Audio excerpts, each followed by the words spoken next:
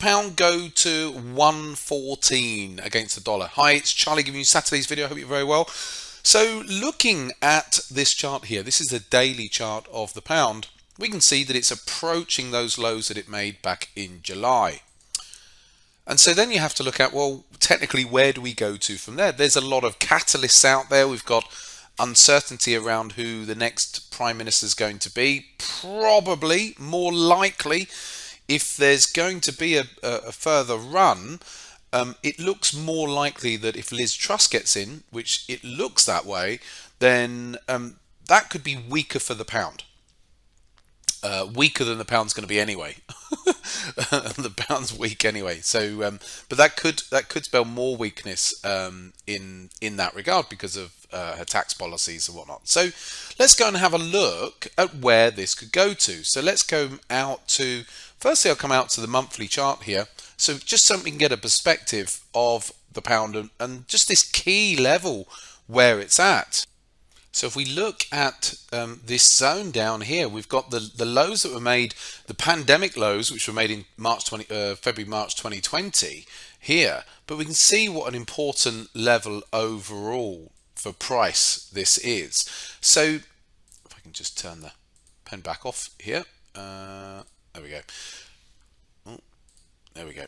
So now I'm actually going to go out to a quarterly chart and you'll see some other stuff that we've got on the quarterly chart here, and you can see this long-term trend line going all the way back into the late 1980s, coming all the way through price. Now this is a composite chart that I have here, so which can go back quite some time, as you can see.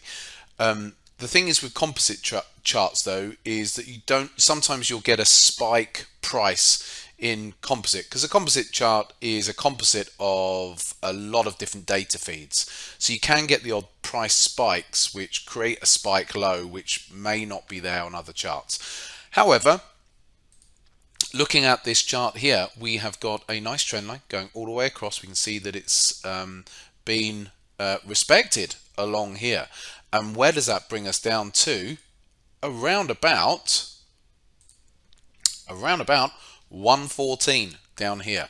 Now this is an interesting level, because if we were to come down to that 114 zone down here, what we've got is this long-term trend line here, which is at a softer angle versus this very steep trend line that I've got here. Now I could move this trend line from this high and have it marry up here, but it doesn't really matter too much. It's still a steep trend line.